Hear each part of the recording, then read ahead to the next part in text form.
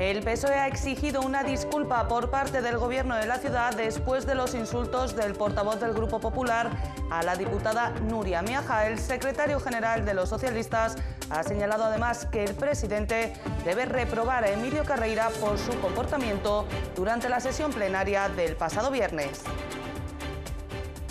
Primero, que se debería de plantear esas disculpas que tienen que venir del Gobierno de la ciudad, porque ha sido un miembro del Gobierno de la ciudad el que ha insultado a un miembro del Grupo Parlamentario Socialista y que, desde luego, tiene que reprobar la actitud de su consejero de Medio Ambiente, el señor Carreira.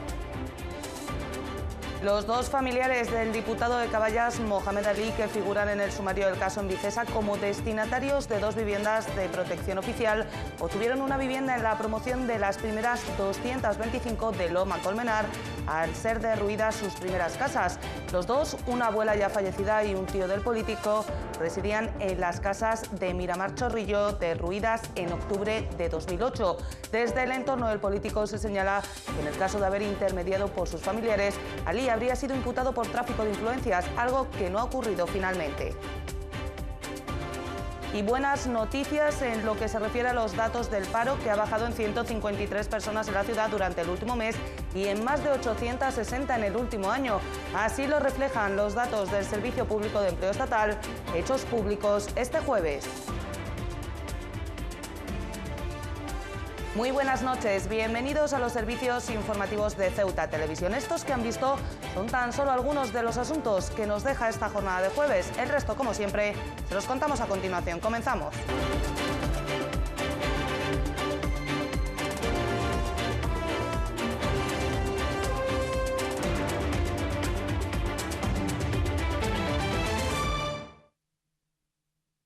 Y es nuestro primer asunto del día. El portavoz del PSOE, Manuel Hernández, ha exigido este jueves al Ejecutivo una disculpa y la reprobación del portavoz del Grupo Popular, Emilio Carreira, tras sus insultos a la diputada Nuria Miaja. Hernández ha asegurado que su grupo seguirá asistiendo a los plenos, que tomará medidas como forma de protesta, aunque no ha aclarado cuáles.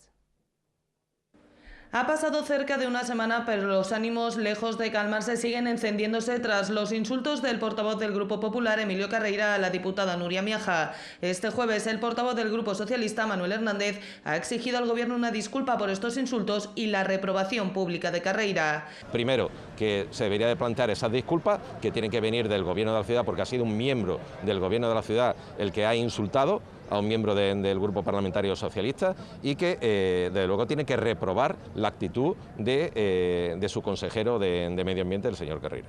Si esto no sucede, ha explicado, tomarán medidas que no pasarán por no acudir a las sesiones plenarias, ya que consideran que, además de ser su obligación, esto otorgaría una ventaja al Gobierno del Partido Popular. Y si faltamos, lógicamente le estamos dando una ventaja primero al Gobierno de la ciudad autónoma, que es de donde ha partido toda esta situación conflictiva, y desde luego no le vamos a dejar ese terreno ahí para que se aprovechen otros, en este sentido el Gobierno de la ciudad. Nosotros tenemos que defender los intereses generales del pueblo, de los que no han votado, y por tanto el dejar de asistir a los plenos no es una señal de protesta que sea positiva para los intereses de la ciudadanía. Por tanto, nosotros adoptaremos una medida que sea proporcional a lo acontecido. Para los socialistas, el presidente de la ciudad fue excesivamente permisivo con su portavoz tras los insultos del pasado viernes, algo que no ha sucedido, ha explicado, cuando han sido otros grupos los que han proferido palabras malsonantes. Es por ello que el portavoz del PSOE ha exigido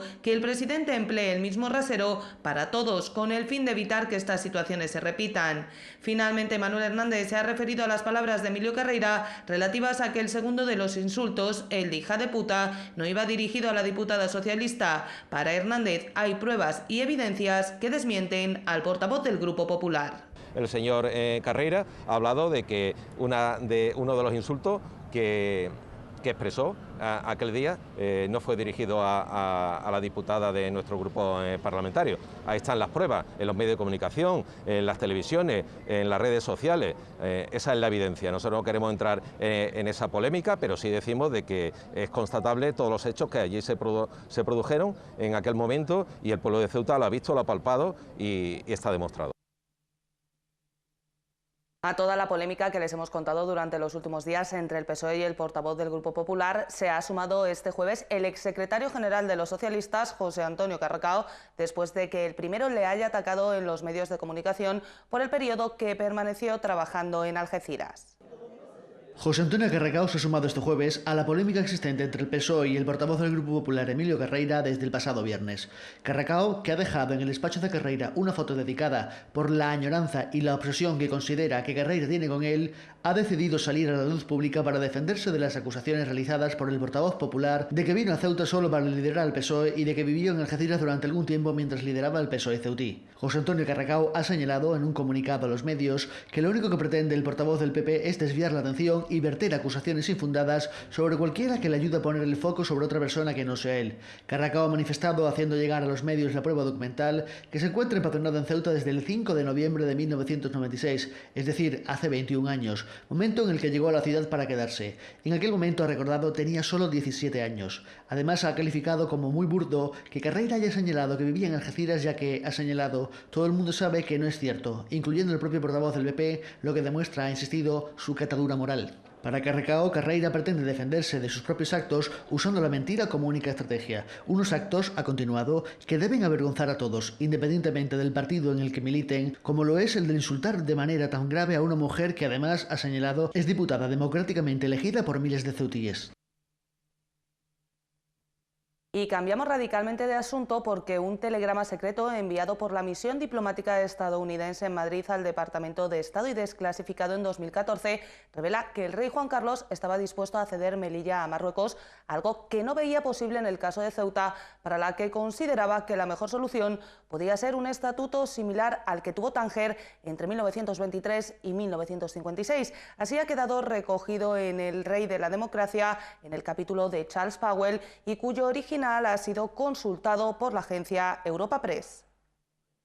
La polémica sigue acompañando al rey emérito a pesar de que ya han transcurrido 3 años desde su abdicación. En este caso, dicha polémica salpica a las ciudades autónomas de Ceuta y Melilla y tiene su origen en un cable diplomático enviado por la misión estadounidense en Madrid al Departamento de Estado en el año 1979 y desclasificado en el año 2014. El cable en cuestión, recogido en el libro El Rey de la Democracia de Charles Powell y consultado por la agencia de noticias Europa Press, manifiesta que don Juan Carlos consideraba que Melilla se podía ceder a Marruecos en un plazo relativamente corto de tiempo porque allí solo vivían 10.000 españoles, una solución que no consideraba factible para Ceuta, para la que consideraba que quizás la mejor solución sería un estatuto similar al que tuvo Tánger entre 1923 y 1956, cuya administración la ejerció una comisión de varios países europeos, España entre ellos. Todo el contenido de este telegrama surge del encuentro mantenido entre el entonces monarca, el senador de Estados Unidos, Ed Muskie, y el embajador estadounidense en España, Terence Todman. En el encuentro, según señala el mismo telegrama, el rey reconoció que la cesión de Melilla disgustaría al ejército, que protestaría, pero que ese malestar duraría solo 2 meses.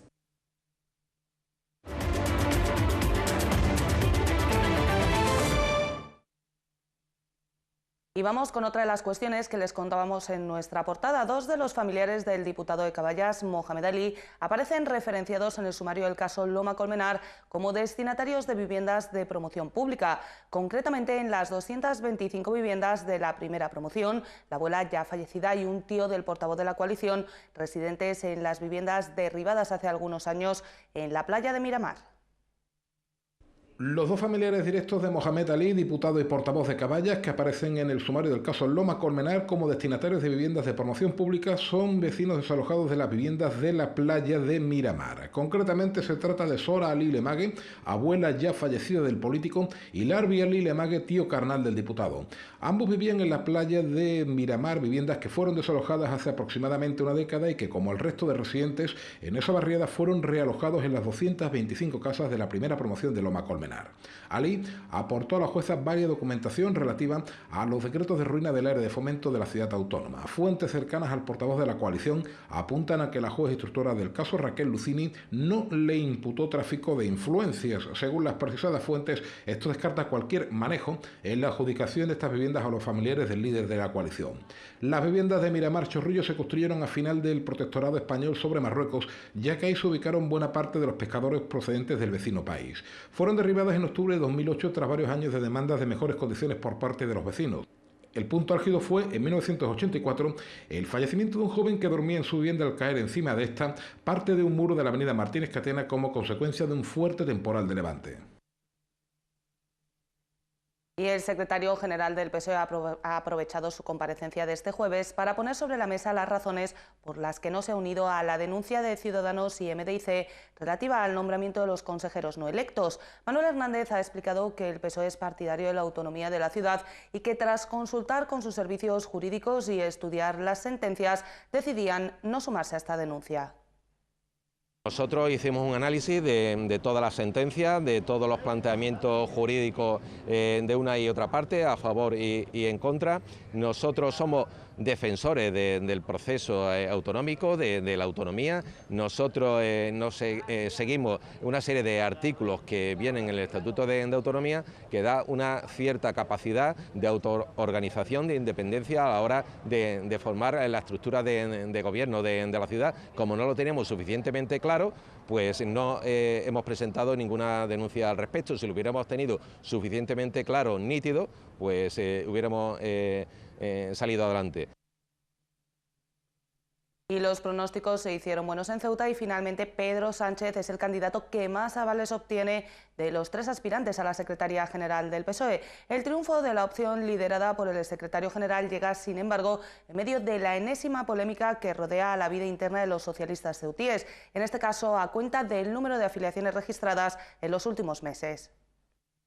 No hubo lugar a la sorpresa y Pedro Sánchez es finalmente el candidato más avalado del socialismo ceutí. El 52% de los militantes del PSOE local han respaldado a quien fuera su secretario general hasta el pasado 1 de octubre para que pueda volver a optar a liderar el partido fundado por Pablo Iglesias.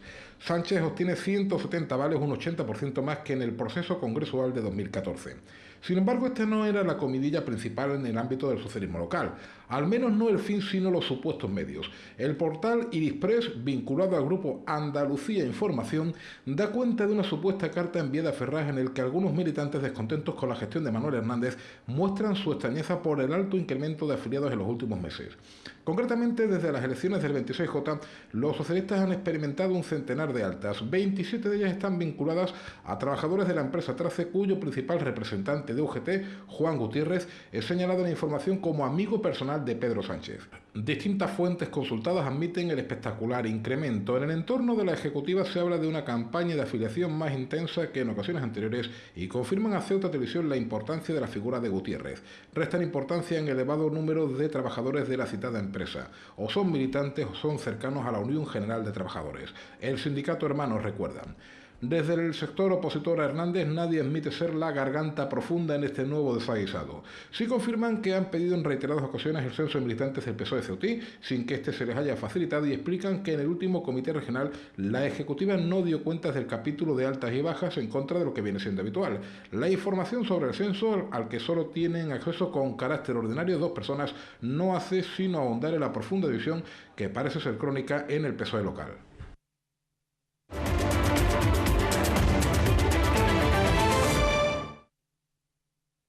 Y es una buena noticia, el paro ha descendido en 153 personas durante el mes de abril en la ciudad, situándose en los 12.503 desempleados, una cifra que es mejor si se tiene como referencia el cálculo anual, que señala que el número de parados en la ciudad ha descendido en 867 personas en los últimos 12 meses.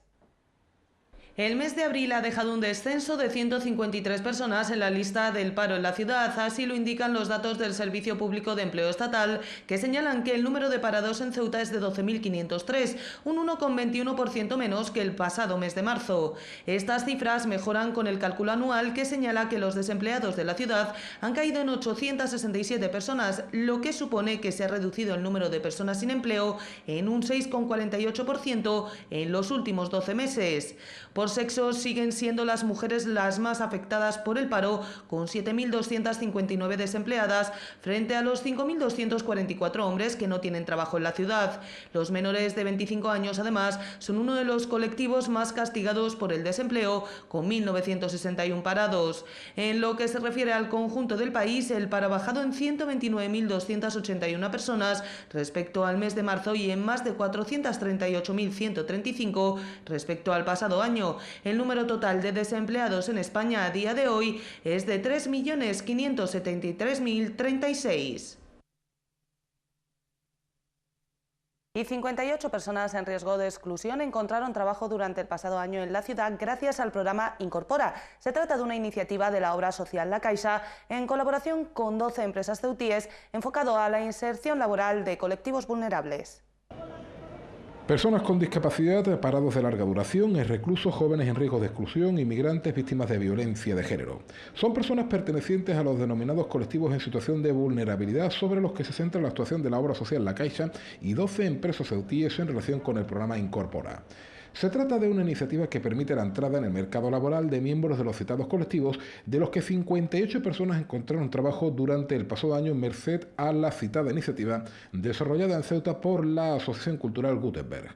Son, según informa la entidad crediticia, 24 mujeres y 34 hombres. 55 de los beneficiarios eran personas en riesgo o situación de exclusión social y las 3 restantes tenían algún tipo de discapacidad.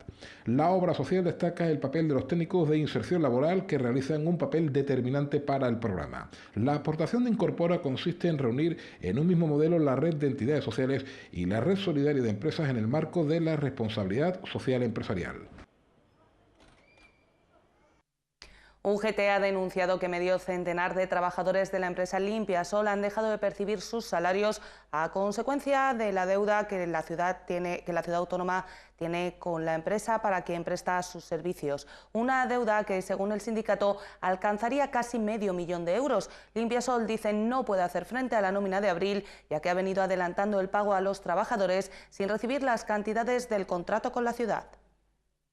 UGT afirma que la empresa Limpiasol ha venido cumpliendo sus obligaciones de pago de nóminas a sus trabajadores desde el pasado agosto, a pesar que desde esa fecha la ciudad autónoma dejó de abonarles las cantidades debidas por la prestación del servicio, una situación que se ha mantenido hasta que la empresa se ve incapaz de satisfacer la nómina de abril. UGT denuncia que quienes van a sufrir las consecuencias de esta deuda que la ciudad, dice, mantiene con Limpiasol son los trabajadores que no van a poder a su vez pagar sus recibos domésticos o hipotecas, lo que provocará cobros por descubiertos bancarios. Sumado a la débil situación laboral que ya posee el colectivo debido a una reducción de horas y salarios aprovechando las circunstancias de la crisis económica, se ahonda todavía más en su precariedad. El sindicato considera intolerable esta situación que castiga a los trabajadores y ha planteado una demanda ante la Inspección de Trabajo para que se proceda a levantar acta de sanción e infracción de los hechos denunciados.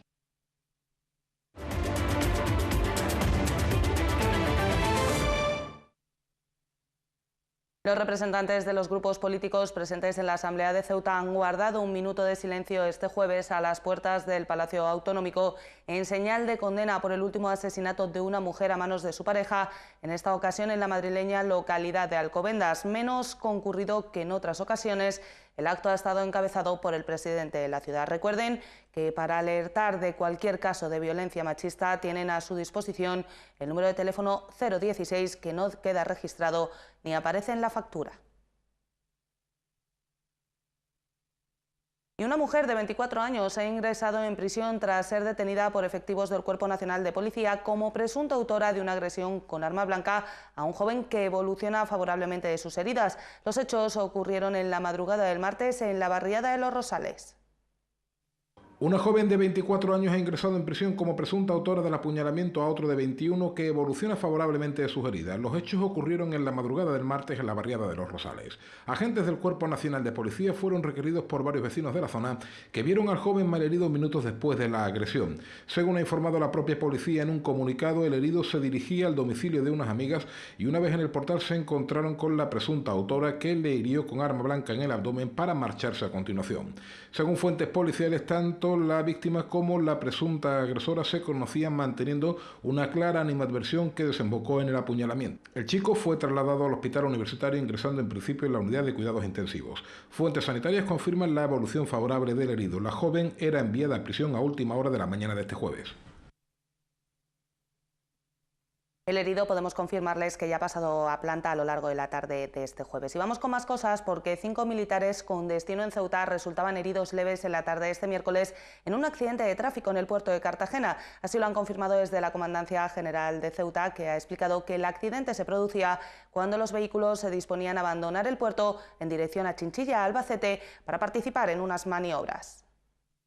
5 militares con destino en Ceuta resultaban heridos leves en la tarde de este miércoles después de producirse un accidente de tráfico entre 2 camiones y un BMR. Tal y como han explicado desde la Comandancia General de Ceuta, los hechos se produjeron cuando los vehículos se disponían a abandonar el puerto de Cartagena en dirección a Chinchilla, en Albacete, para participar en unas maniobras rutinarias en la provincia castellano-manchega. Los 5 militares eran trasladados al Hospital General de Cartagena, donde eran atendidos de las contusiones derivadas del accidente y se les realizaba una exploración y reconocimiento para descartar que existieran otras lesiones de gravedad. Todos ellos han recibido ya el alta hospitalaria y regresarán a Ceuta en las próximas horas como medida de precaución. La expedición, conformada por los efectivos del cuartel general, el tercio Duque de Alba, el regimiento de artillería, el regimiento de ingenieros y la ULOC 23, han continuado hasta el centro de adiestramiento de Chinchilla, donde continuarán con las maniobras que tienen como finalidad realizar actividades específicas de instrucción y adiestramiento de las unidades de la Comandancia General de Ceuta. Desde esta misma Comandancia General se ha querido mandar además un mensaje de tranquilidad a las familias de los implicados, señalando que se encuentran en buen estado y que si fueron trasladados al centro hospitalario fue sobre todo por precaución. Y la Dirección de Infraestructuras del Ejército de Tierra ha iniciado la redacción del proyecto técnico para la reparación de la estación telemétrica de San Hipólito, que sufrió un derrumbe parcial el pasado 29 de abril como consecuencia de las intensas lluvias y que obligó al desalojo de sus viviendas de 3 familias por motivos de seguridad. También se procederá a apuntalar la fachada oeste de la construcción, aunque su estado actual no presenta riesgo inminente de derrumbe.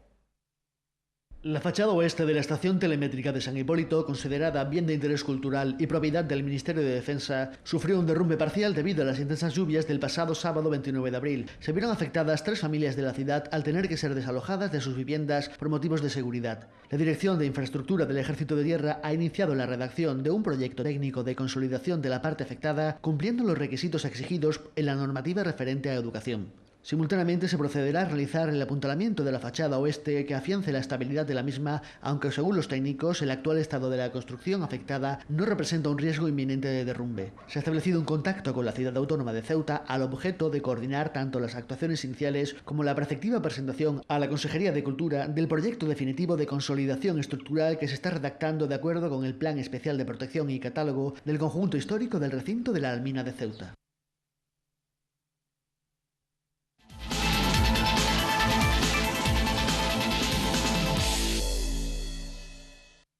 Y en el tiempo del deporte les contamos que 280 jóvenes participarán este domingo en el 14º torneo de gimnasia rítmica de Ceuta.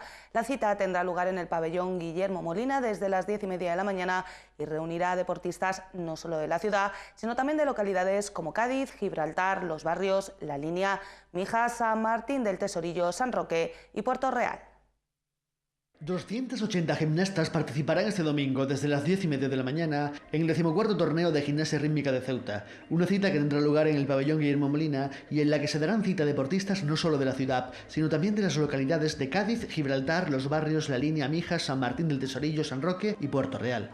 Durante este torneo se realizarán 107 ejercicios individuales y de conjunto, y cada uno de los equipos participantes podrá inscribir un juez que formará parte del jurado compuesto por un máximo de 8 jueces, divididos en 2 mesas para agilizar el desarrollo de la jornada. Tal y como han informado desde la ciudad autónoma, Servicios Turísticos colaborará en la organización de esta competición, aportando los autocares que trasladarán desde la estación marítima al polideportivo a las gimnastas de fuera de la ciudad, que viajarán desde Algeciras en el barco de las 9 de la mañana y está previsto que regresen a las 5:30 de la tarde. Esta competición será de entrada libre para todos aquellos que quieran acudir a disfrutarla.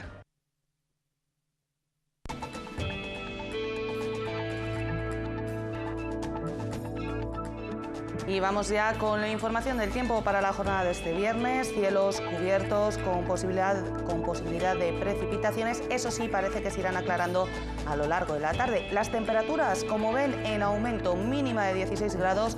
La máxima alcanzará los 23. El viento soplará de poniente. Por la mañana será suroeste. Ya por la tarde girará completamente a poniente. Y el número premiado en el sorteo de la Cruz Roja de hoy ha sido el 871.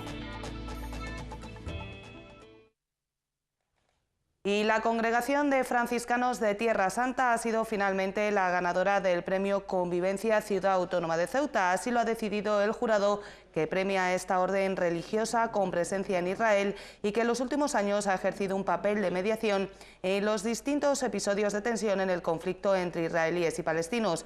La candidatura se impone a otras, como la de la Villa Calabresa de Riace, el médico Rafael Matasanz, el científico Carlos López Otín o el propio Papa Francisco. El jurado se ha reunido a la tercera ocasión, dado que los temporales de Levante obligaron a posponer las otras dos citas previas.